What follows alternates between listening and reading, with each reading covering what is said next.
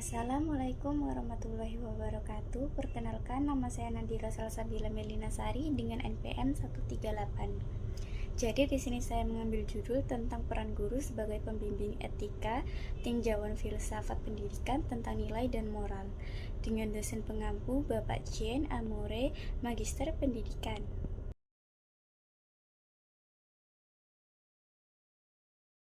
Baik, selanjutnya ada rumusan masalah. Yang pertama itu, apa peran guru dalam membimbing perkembangan etika dan moral siswa dalam konteks pendidikan. Yang kedua, apa peran nilai-nilai moral dalam menentukan tujuan dan arah pendidikan menurut perspektif filsafat pendidikan. Yang ketiga, bagaimana filsafat pendidikan memandang pendidikan moral dalam kaitannya dengan perkembangan sosial dan etika dalam masyarakat.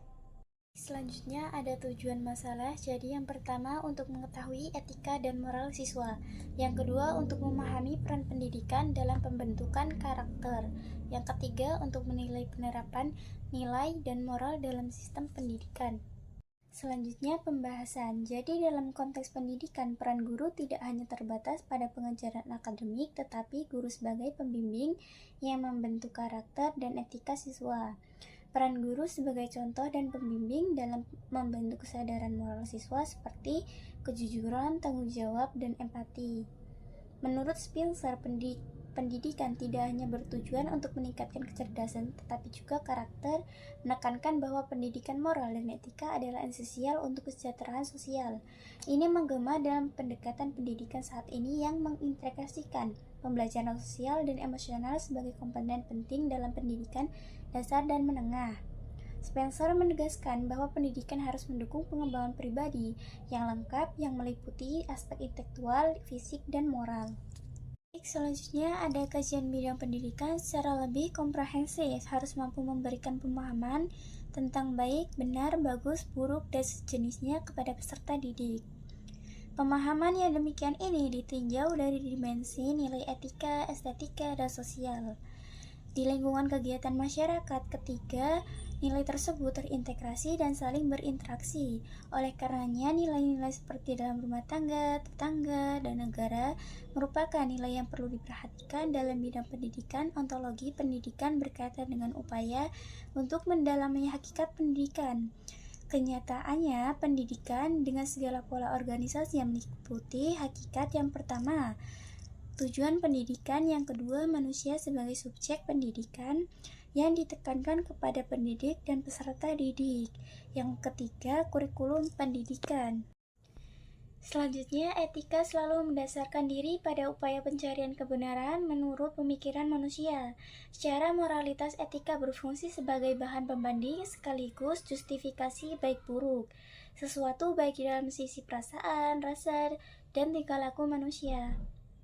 Dalam filsafat, nilai etika menjadi salah satu bagian yang melihat setiap persoalan dari sisi baik buruknya sesuatu itu.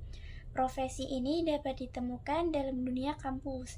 Masyarakat kampus memberi kontribusi penting terhadap kebenaran teoritis tentang etika seperti yang telah disebutkan tadi.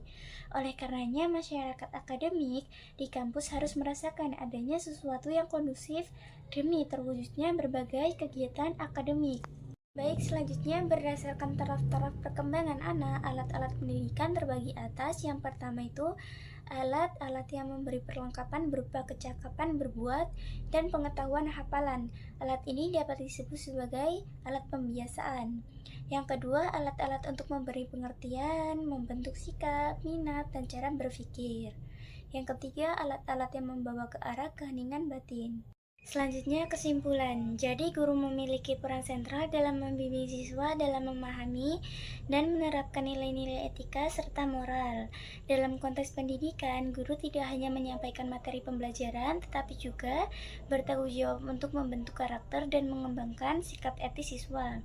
Filsafat pendidikan memberikan landasan yang kuat dalam mengartikan peran ini, mengajarkan bahwa nilai moral tidak hanya ditransmisikan melalui pengajaran, tetapi juga melalui contoh nyata dalam interaksi sehari-hari di ruang kelas. Mungkin itu saja yang dapat saya sampaikan, kurang lebihnya saya mohon maaf. Sekian dan terima kasih. Wassalamualaikum warahmatullahi wabarakatuh.